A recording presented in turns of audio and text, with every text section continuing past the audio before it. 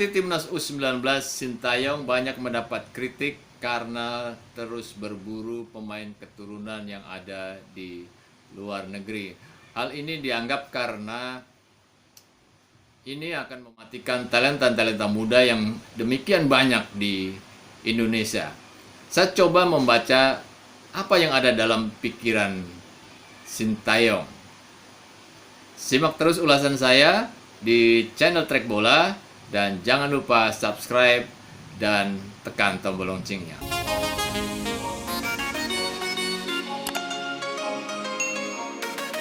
Bola Mania, saya mencoba menerka-nerka apa yang ada di kepala dari Coach Sintayong ini dan kira-kira apa alasannya mengapa dia masih berburu pemain-pemain keturunan dari luar negeri.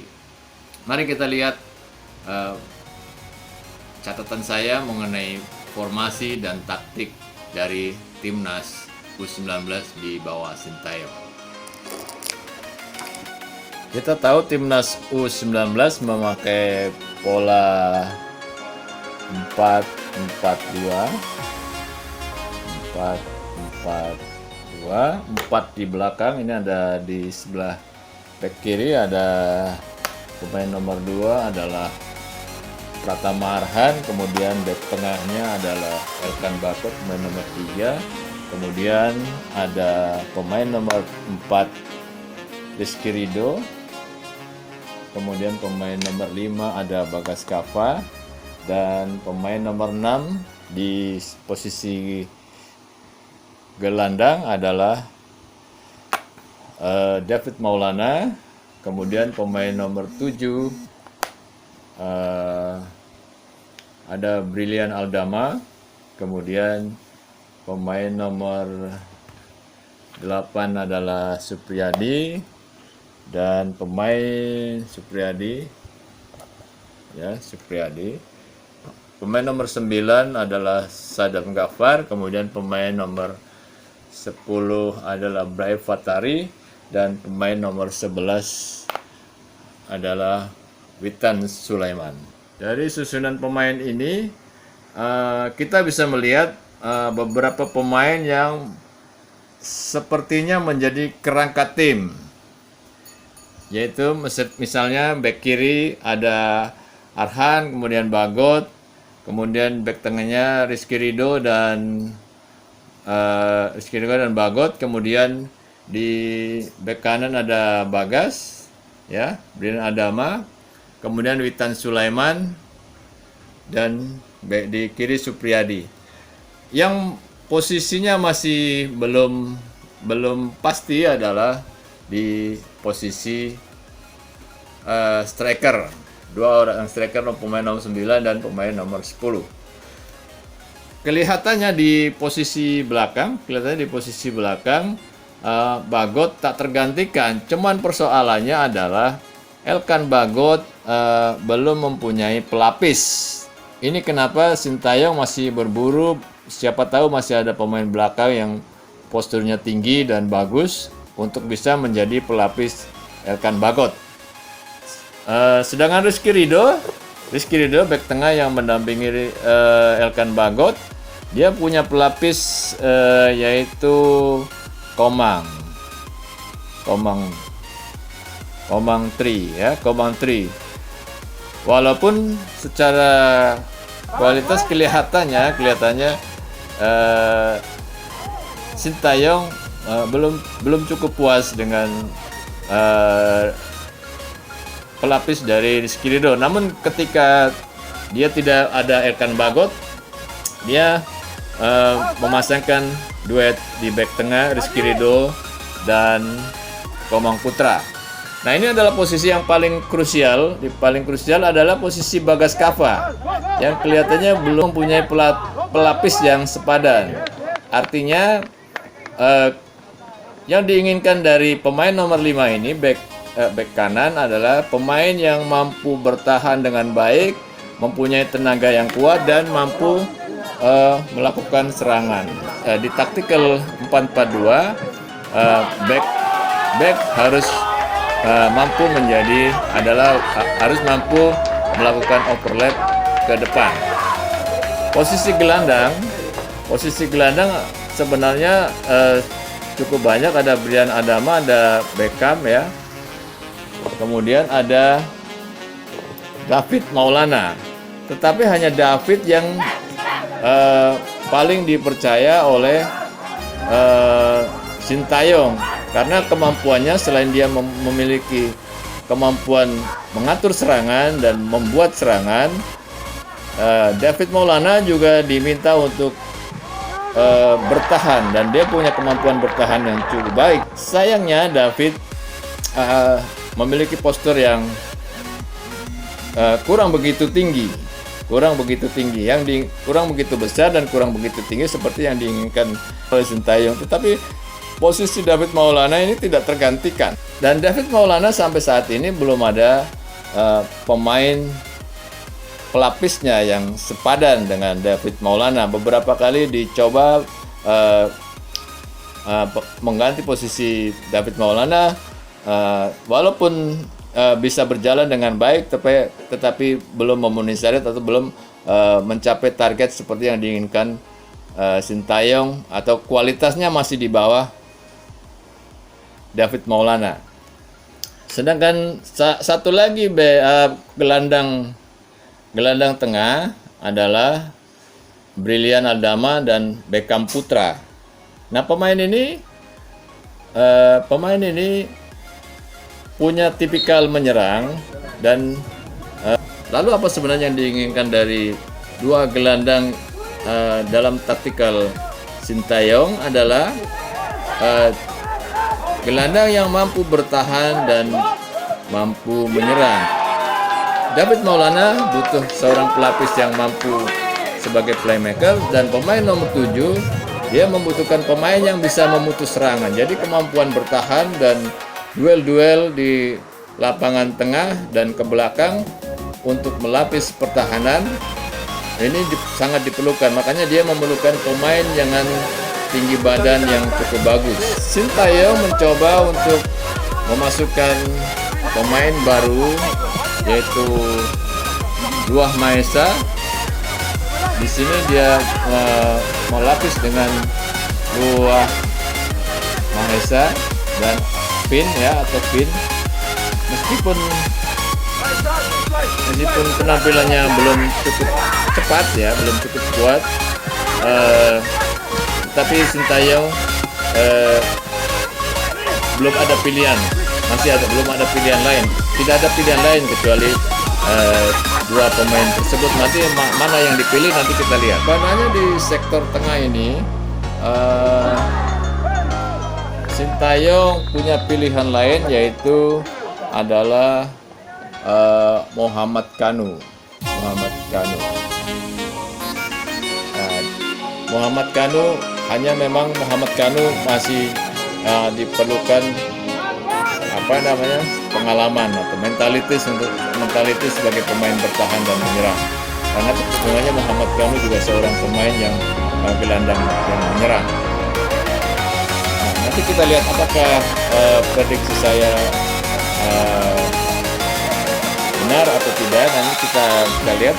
Tapi dugaan saya Sintayong di sektor tengah masih mencari pemain keturunan dengan tubuh yang besar, dan kemungkinan adalah yang dipilih, kemungkinan kalau tidak ada pemain lain adalah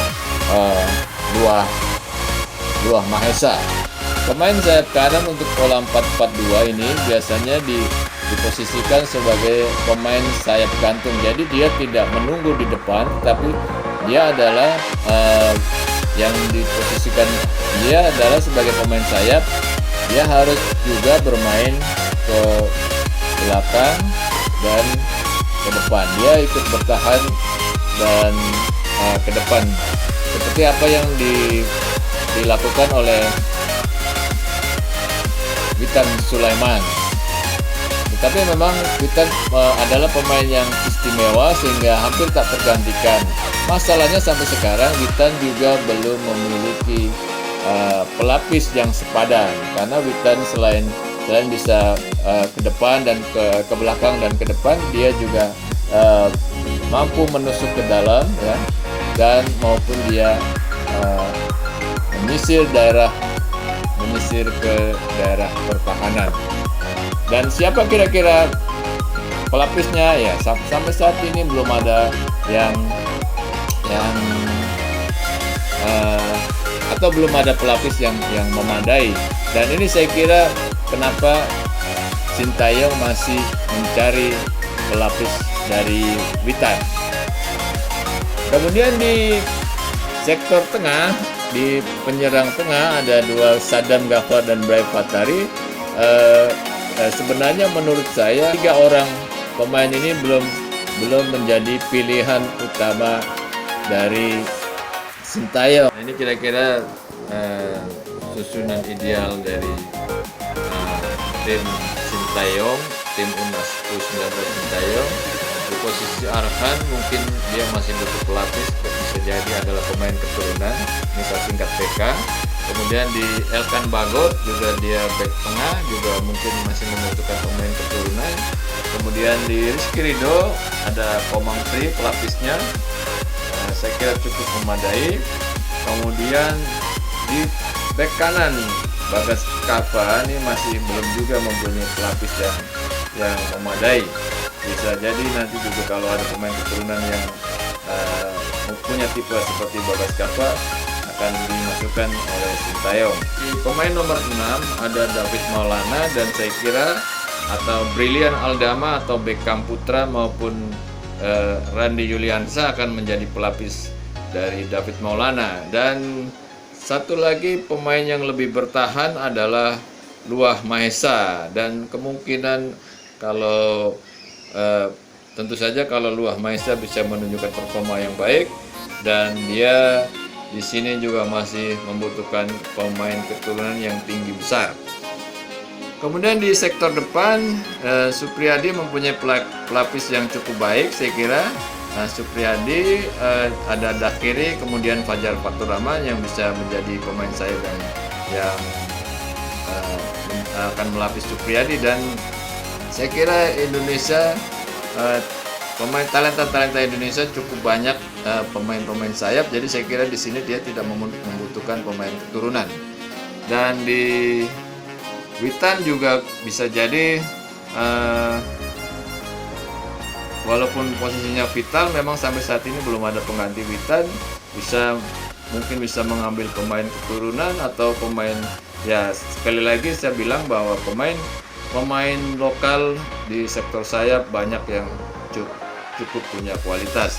Dan yang paling menjadi bahan pertanyaan adalah nanti di sektor depan yang memang sangat belum